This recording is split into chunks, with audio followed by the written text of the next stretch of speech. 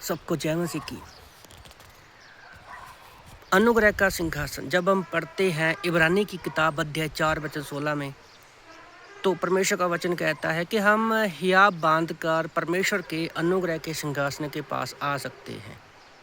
जब हमें कृपा की जरूरत पड़ती है तो वो हमें मिलती है।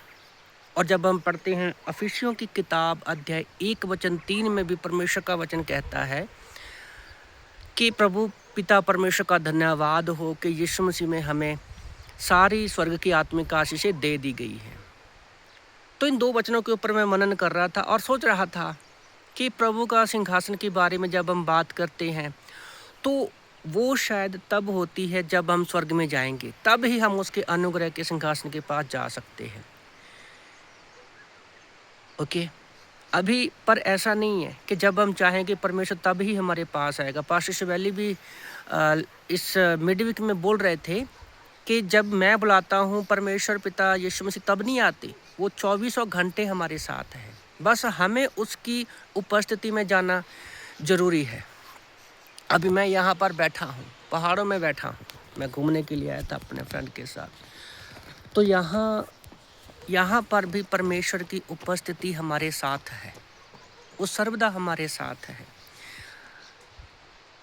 हम बहुत सारी दुखों में, तकलीफ़ों में, परेशानियों में रहते हैं, पर परमेश्वर फिर भी हमें संभालता है हर एक परिस्थिति में। बस वो ये चाहता है कि हम उसके अनुग्रह के सिंहासन के पास पहुँचें। मैं जून महीने में यहाँ हिमाचल में आया था अपने फ्रेंड के पास घूमने के लिए। अभी अक्टूबर चल रहा है, 3 तारीख है आज। तो बहुत सारी बारिश हुई, काफ़ी जगह पर लैंडस्लाइड हुआ। तो बहुत सारा अर्थव्यस्त हो गया था। पर प्रभु का धन्यवाद हो कि परमेश्वर की कृपा कभी भी हमें नहीं छोड़ती। और देखो आज बिल्कुल भले काफ़ी नुकसान हुआ पर फिर भी लोगों के जीवन चल रहा है। इसी तरह से हमारे आत्मिक जीवन में भी हम हो सकता है कि शारीरिक तौर पर फिजिकल फिट हो सकते हैं, पर हमारे आत्मिक जीवन में बहुत सारी परेशानियाँ होती हैं, चिंताएं हैं, लालसाएं होती हैं। हम उसमें कभी भी नहीं निकल सकते, पर परमेश्वर का अनुग्रह हर समय हमारे साथ रहता है। वो सर्वदा आपके पास बैठा रहता है। जैसे यहाँ पर जगह है तो परमेश्वर यहाँ पर मौजूद है, वो हमें छोड़ता नहीं है।